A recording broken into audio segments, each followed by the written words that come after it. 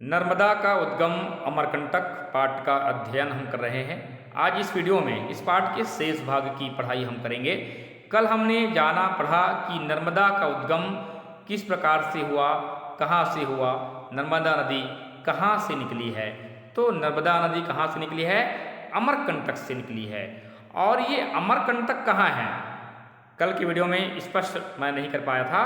तो अमरकंटक मध्य प्रदेश के अनूपपुर जिले में एक स्थान है। बहुत प्यारा सा इस स्थान है।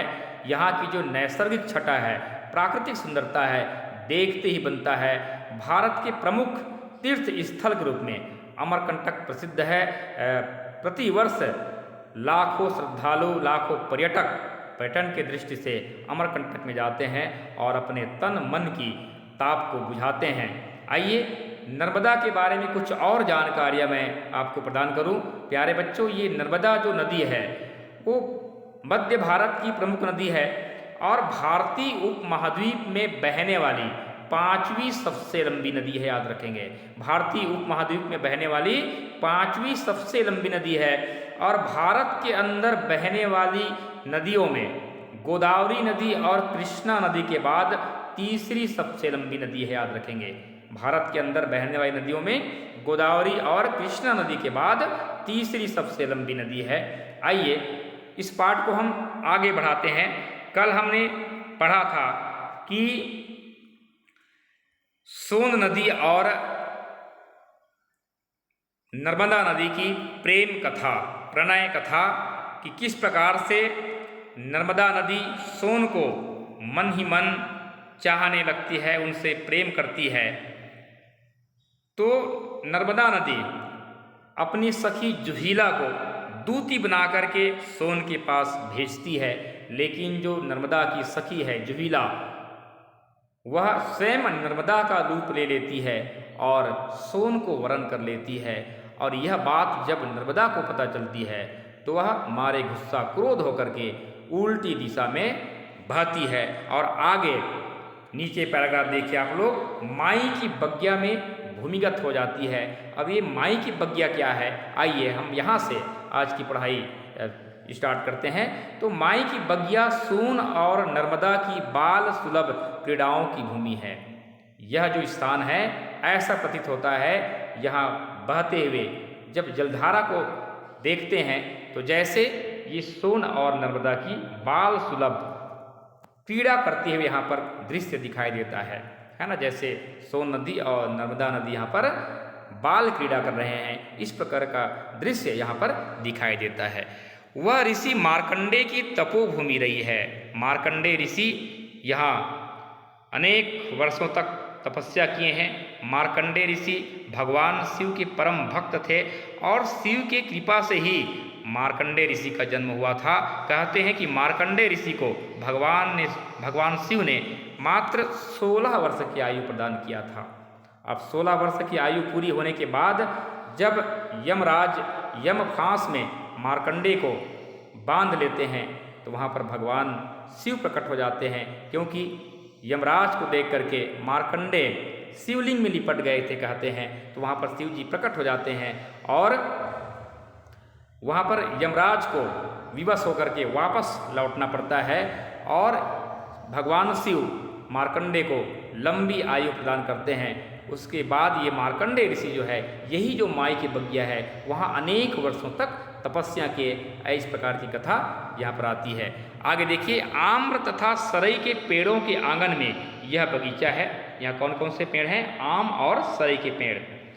गुलाब कावली के फूलों में यह नर्मदा और सोन का प्रेम अभी भी खिला हुआ है। गुलाब कावली बहुत ही सुगंधित पुष्प है, तो गुलाब कावली के फूलों में यह नर्मदा और सोन का प्रेम अभी भी खिला हुआ है। माई की बग्या में छोटा सा जलकुंड है। गुलाब कावली का क्षेत्र भी बहुत थोड़ा रह गया है बोलते हैं। अब एक साधु यहाँ कुटिया में रहते हैं। तीर्थ यात्रियों की आंखों में गुलाब कावली का अर्क डालकर आंखों की उमस दूर करते हैं, दृष्टि का धुंधलाका छाड़ते हैं। ये गुलाब कावली का जो अर्क है, उससे जो यहाँ जो साधु रहते हैं वो आंखों में डालते हैं और आंखों की जो धुंधलापन है वो दूर हो जाता है गुलाब कावली के अर्क से। लगता है नर्मदा और सोन का प्रणय गुलाब कावली के फूलों के माध्यम से जगत की दृष्टि की तपन अभी तक हर रहा है। तो संसार की जो ताप है उसे अभी भी गुलाब कावली के फूलों के माध्यम से यहाँ पर हर रहा है। तो जीवन का ताप तो दोनों अपने अपने जल से शमित कर ही रहे हैं। कौन? सोन नदी और ये नर्मदा नदी धरती के ताप को तो हर ही रहे हैं, लोगों को जीवन प्रदान कर रहे हैं, धरती के सूखे किनारों को हंसी बांट रहे हैं, उत्सव लुटा रहे हैं। जुहिला के मन की खोट और सोन से उसका विवाह होने की खबर लगते ही नर्मदा माई की बगिया में भूमिगत होकर पश्चिम दिशा में जाकर 2-3 किलोमीटर बाद सतह पर आती है।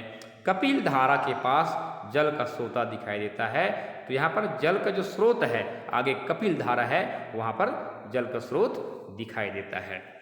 यह प्रसंग मानवीय संदर्भ लिए हुए है। मानव की दृष्टि में भी मनुष्य है ना, और लोक ने नदियों को कहीं मानवीय और कहीं दैवी गुणों से मंडित किया है। लोगों का अलग अलग सोचने का अलग अलग दृष्टिकोण होता है।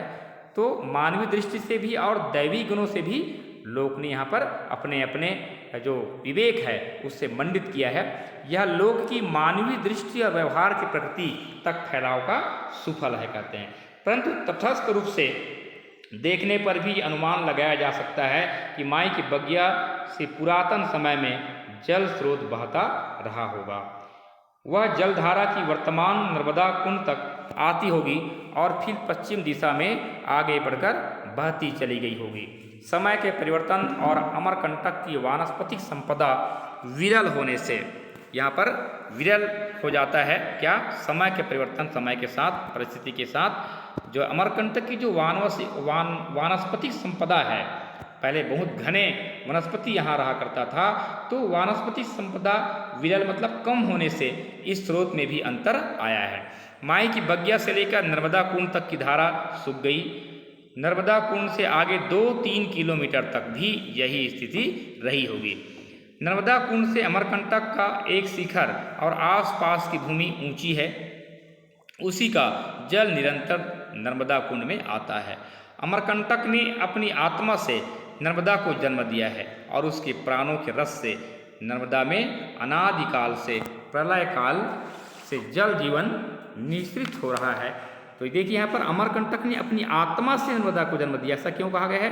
क्योंकि अमरकंटक के शिखर से निकलने वाला जल ही निरंतर नर्मदा कुंड में प्रवाहित होता है और इसीलिए कहा गया है कि जैसे अमरकंटक ने अपनी आत्मा से नर्मदा को जन्म दिया है। अमरकंटक ने नर्मदा को जन्म देकर भारत को वरदान दिया है।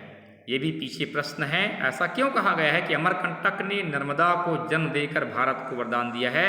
तो मैं पहले ही बताया कि अमरकंटक से जो निकलने वाली जो नर्मदा नदी है, ये मध्य भारत की प्रमुख नदी है और मध्य भारत के अधिकांश भूमि को नर्मदा नदी सिंचित करती है, धन्य धान्य से पूर्ण करती है। इसके किनारे अनेक खनिज तत्वों का भी भंडार है और लोगों का जीवन बहुत ही सुंदर ढंग से इसके किनारे हो रहा है। तो हर दृष्टि से नर्मदा नदी मध्य भारत को संपन्न करती है और इसीलिए कहा गया है अमरकंटक ने नर्मदा को जन्म देकर भारत को वरदान दिया है।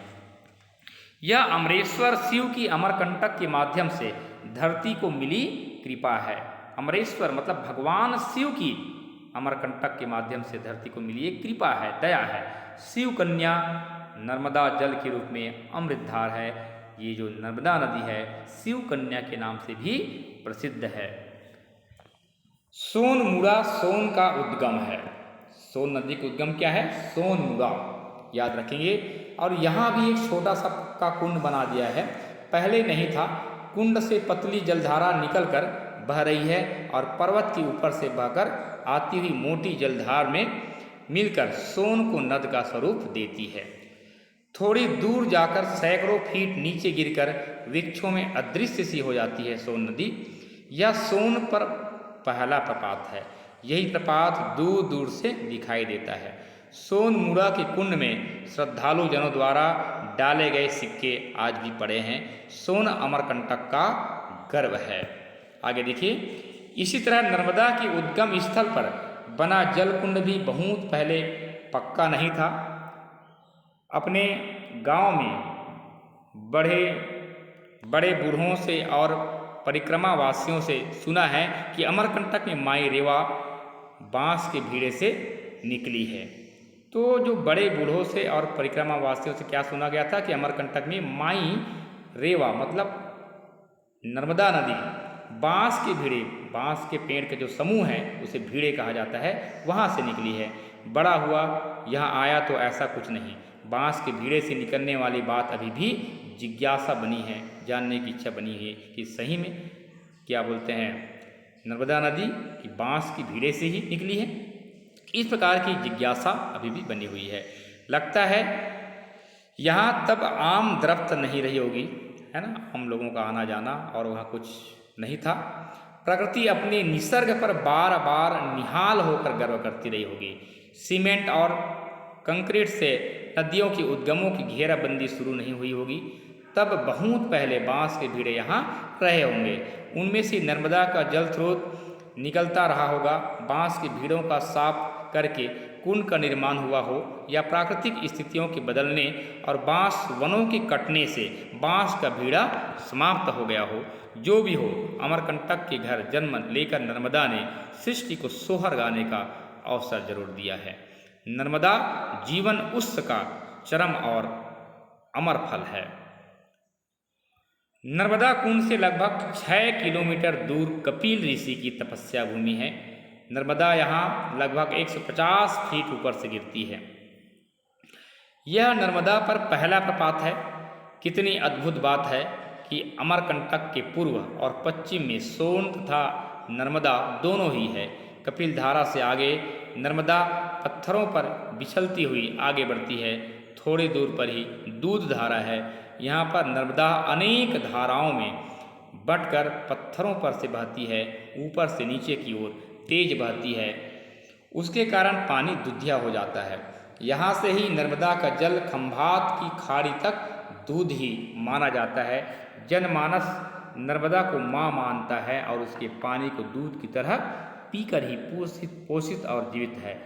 दूध धारा के बाद निर्जन और सघन वन प्रांत से नर्मदा की यात्रा आरंभ होती है। कपिल धारा के पास ऊपर बैठी जामुन बेचती वनवासी स्त्री से मैं पूछता हूँ, श्री राम रावकर जी पूछते हैं कि अभी तो वर्षा का मौसम है, इसलिए यहाँ नर्मदा में पानी है, प्रपात में पानी गिर रहा है, क्या गर्मी में यह नर्मदा सूख जाती है? उस स्त्री का सहज उत्तर था। सहज भाव से वह स्त्री उत्तर देती है कि नर्मदा कैसे सूख सकती है बाबू, नर्मदा सूख जाएगी तो हम लोग कैसे बच सकेंगे? नर्मदा सूख जाएगी तो संस्कृति सूख जाएगी, धरती का रस सूख जाएगा। कितनी अटूट आस्था है यहाँ पर देखिए उस वनवासी स्त्री का। प्रकृति का स्वाभिमान खत्म हो जाएगा। नर्मदा अनवरत और अविराम प्रवाहमान है, इसलिए संस्कृति जीवित है। इस प्रकार से सहज रूप में वह वनवासी स्त्री उत्तर देती है। मनुष्य गतिमय है, लेकिन कपिल धारा के पास के आकाश मार्ग से तार पर लटक लटक कर ट्रालियों में अमरकंटक से खनिज बालकों को जा रहा है, एल्यूमिनियम जा रहा है, अमरकंटक को खोखला किया जा रहा है। नर्मदा और सोन की उद्गम पर यह अविवेकपूर्ण और अंधा प्रहार है। तो जो एल्यूमिनियम से समृद्ध जो क्षेत्र है, आज यहाँ पर देखिए ट्रालियों से अमरकंटक से खनिज को बालकों ले जाया जा रहा है, तो अमरकंटक को खोखला किया जा रहा है। नर्मदा और सोन के उद्गम पर यह एक अविवेकपूर्ण और अंधा प्रहार है, ऐसा नहीं होना चाहिए। ये जो स्त्री है इस प्रकार से दुख यहाँ पर प्रकट की है। आगे देखिए, अमरकंटी नर्मदा का यह क्षेत्र देवों और मनुजों, मिथकों और लोक कथाओं, ऋषियों और वर्तमान के रचनाकारों को अपने संदर्भ में समाये हुए हैं। तो जो अमरकंटी नर्मदा का यह जो क्षेत्र है वो देवताओं के लिए, मनुजों के लिए और मिथ को मतलब ब्रह्मांड तत्व, मिथक मतलब क्या होता है? ब्रह्मांड तत्व, और लोक कथाओं, ऋषियों और वर्तमान के रचनाकारों को अपने संदर्भों में समाये हुए, मतलब इस क्षेत्र के बारे में सोचने के लिए, जानने के लिए लोग अभी भी बहुत एक जिज्ञासा का विषय कहना चाहिए इस क्षेत्र के बारे में जानने के लिए। तो कालिदास ने इसे आम्रकूट कहा है। किसी समय यह समूचा पर्वत आम्र तरुओं से आच्छादित रहा होगा। यहाँ आम के वृक्ष अधिकांशतः पाए जाते थे। इस समय तो आम के पेड़ यहाँ विरले ही हैं। सोनमुड़ा और माई की बग्गा के पास कुछ घने आम के वृक्ष अवश्य बचे हैं, पर यह अवश्य है कि यहाँ के जंगलों में आम आज भी जंगल जंगल पाए जाते हैं। यह क्रम पूर्वोत्तर में सरगुजा जिले के वनों तक और पश्चिम में सतपुड़ा की रानी पंचमढ़ी तक चला जाता है। तो सतपुड़ा की रानी क्या है? पचमढ़ी है, याद रखेंगे। बादलों का जो रूप अमरकंटक में देखा वह अद्भुत था, आश्चर्य था। वर्षा सुबह से ही थम गई थी। 4 बजे के आसपास देखते देखते अंधेरा सा छा गया। एकदम घना घना धुआं धुआं सा तैरने लगा। नरम और आर्द्र रूपहले बादलों, रूपहले मतलब चांदी के समान बादलों की चादर ने समूचे वन, पर्वत और सबको ढक लिया। ये कब की बात है? जब अरावकर श्री राम जी गए थे वहाँ पर, लेखक इस पाठ के, तो वह वर्णन कर रहे हैं। ठीक है, क्षमा चाहूँगा, डॉक्टर श्री राम परिहार जी है ना, इस पाठ के लेखक हैं। वो जब यहाँ भ्रमण कर रहे हैं उस समय का वर्णन कर रहे हैं। तो बादल हमारे पास आ गए, बिस्तर पर, कमरे में, सब जगह फैल गए। एक स्पर्शित अनुभव संपन्न किंतु पकड़ में ना आने वाली अनुभूति का तैरता संसार हमारे आसपास था। तो बादल कैसे पकड़ में आ सकता है? लेकिन ऐसा प्रतीत हो रहा था जैसे बादल सब तरफ फैल गए हो और हमें ढक लिया हो। हम कमरों में, दालानों में होते हुए भी बादलों के समंदर में तैरते हुए धरती पर चल रहे थे। जीवन में ऐसा पारदर्शी और रोमिल बादल अनुभव पहली बार हुआ। बहुत सुंदर वातावरण यहाँ का, परिहार जी कहते हैं। घनश्याम हमारे पास थे, जैसे बादल, घनश्याम मतलब घनश्याम कृष्ण को भी कहा जाता है, लेकिन यहाँ पर बादल से संबंधित है। तो घनश्याम जैसे हमारे पास हैं, लेकिन पकड़ से बाहर थे। घनश्याम कहाँ, कब, किसकी पकड़ में सहज आ पाए हैं? ये सचमुच ऐसी बात है। घनश्याम कभी किसी के पकड़ में आए हैं क्या? नहीं आए हैं। तो सुबह होते ही मौसम साफ था। अमरकंटक स्नान कर निसर्ग की अभ्यर्थना में नीरस सा खड़ा था। नीरस मतलब लीन होकर खड़ा था। यहाँ पर ऐसा प्रतीत हो रहा है जैसे अमरकंटक स्नान कर निसर्ग मतलब प्राकृतिकता की, प्राकृतिक रूप से अभ्यर्थना मतलब प्रार्थना करता हुआ लीन होकर के खड़ा हो, ऐसा अमरकंटक प्रतीत हो रहा है। उसकी अंजुरी का जल नर्मदा बनकर बह रहा है। जैसे अमरकंटक की अंजुरी, जैसे अमरकंटक दोनों हथेलियों से अंजुरी प्रदान कर रहा हो और वही अंजुरी का जल नर्मदा बनकर बह रहा है, ऐसा यहाँ का दृश्य है। तो ये महत्वपूर्ण पाठ यहीं पर संपन्न होता है। कल के वीडियो में हम प्रश्न उत्तर पर चर्चा करेंगे। धन्यवाद।